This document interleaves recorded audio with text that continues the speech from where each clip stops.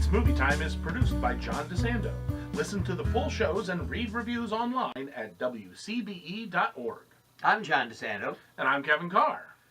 And this is It's Movie Time. It's crazy rich movie time. How rich are they? They're very rich. Everyone in this movie is, even the poor people in this movie are rich. It's called Crazy Rich Asians. Yeah. And no truer title this summer. It's a very descriptive title. It's absolutely true. I think that with the exception of a couple minor bits, everybody is super wealthy in this movie. Oh, and everybody's super beautiful. Mm-hmm. Right? Yeah. And yeah, it's like the best looking group of... Wow. Rich people in this country are not that attractive. No, they are not. I mean, and this is set in Singapore. Yeah. I think, Kevin, worth seeing just for the photography. Oh, it's a beautiful looking movie, absolutely. Oh, my goodness. At night, and I've heard that Singapore is really the jewel. If you're rich. If you're rich. And I'm sure Singapore is kind of depressing if you're not. Oh, well, it is. But the aerial shots, of course, are all glorious. Yeah. Absolutely. It's a gorgeous looking movie. Yeah, yeah. And I wouldn't expect anything less from John Chu. And and he's the step-up guy, or what's Chu best known for? I know he's done the I think it was the step-up movies. He does a lot of the very visually oriented stuff. Yeah. So it's a rom-com. Yes, absolutely a rom-com. I mean, we're straight out of central casting here. It's the Cinderella story. Okay. It's the Disney princess story. It's what you've always seen, where you've got the girl who's a commoner, so to speak, and she falls in love with not just somebody who's rich, but somebody who's rich, really, really wealthy, like super wealthy, right. And then has to win approval of his family. Yes, right. So it's boilerplate stuff. Mm-hmm. She's a middle-class American. She's yeah, she doesn't do bad for herself. No, she's an NYU prof. Yeah. She's so even she has a decent income. Yes, right. And so, but Nick Young who plays Henry Golding, who strangely, what a name. Yeah.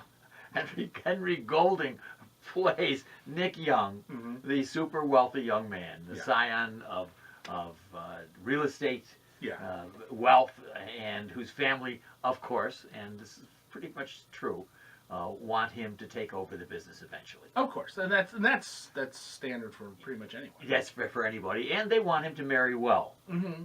And the conflict comes between that and his actual love for Rachel, played by television's Constance Wu. And she's on Fresh Off the Boat, correct? Okay, I've never seen it, but I hear positive things. Mm-hmm. So, the challenge is maybe even not so much for him, but for her keeping her own identity. Yeah. Not being sucked in by this wealthy vacuum. Well, and it also poses what makes it unique, I guess, in terms of a romantic comedy and taking it out of just the very standard story, is it's about Asians and Asian Americans, and that divide is addressed in there, as opposed to being of Chinese descent living in Singapore or London, which is also where they live, and then being an Asian American or a Chinese American who does not have that cultural upbringing, but has a lot of the ties. You can speak the language and you know certain things about their culture. Yes. But they make a point to say there's, at least in the eyes of those coming from the older generation, there's a huge difference. Yes. And that's not something that's never been addressed. That shows up in a lot of movies with other immigrants. I think this is probably just the biggest movie to address it directly to an Asian American audience. Yeah, and I think underneath there too, Kevin, and you're talking about something that's you're talking about an argument that it is pointedly taken in the movie. Yeah. I'm also interested in generally what it means about Asian American relations. Yeah. And the challenges and maybe the promise of strong relationships between the two countries, and represented in the challenge it is for the family to come to terms with essentially an American. Yeah. Yeah, and like I said, that's been addressed before with other ethnic groups, but it's really this is the first big one in terms of major studio release. Oh yes, that deals with it.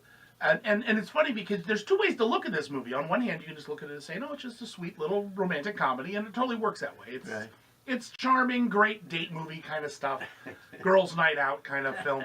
But then there's also, of course, the cultural significance of it being about Asians and Asian Americans. And, Yes. And not to say that Asians aren't the subject of films. There's an entire continent that's filmmaking production is about Asians. I mean, Chinese cinema, Japanese cinema, all that has tons of. Yes. It's about Asians because that's where it's made. But it's addressing the divide between Asians and Asian Americans and sort of the traditions, and we see that in a lot of cultural films. And they make broader comments upon the U.S., for instance, that talk about our individualism and our passion. Yes. Which counter their sense of communal responsibility and pragmatism. And pragmatism, right, rationalism. So they do address those, which I really like, because really, essentially, this is a summer movie filled with splash. It's Mamma Mia without ABBA. without some of the bad songs. Without some of the bad songs. But it keeps rolling along, and it's jaw-dropping beautiful in so many ways. But yet, I think they're the usual retinue of comic sides. Yeah, I mean it does. It falls into all the. You've got a golf cart of we've got the mean sister, the mean cousins, the mean mom. You've got the best friend. You've got the gay cousin who's going to help her out in a fashion show kind of thing.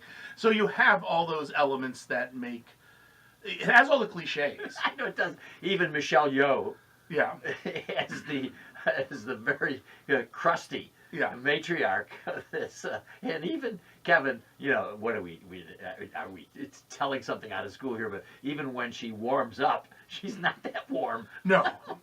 Well, yeah, she always is saving face. And I do realize it is absurd having two white guys here talking about I know. How significant it is that there's an Asian American movie. I know. Well, then do we dare Kevin Carr to pass judgment on Crazy Rich Asians? Oh, well, what the heck? Anything goes on its movie time. So, Kevin, what grade would you award it?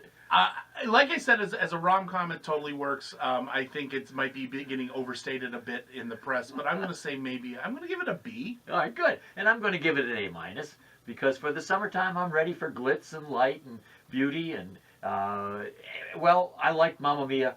I like Crazy Rich Asians. No, good for you. I guess in the end, I just like movies. I've heard that.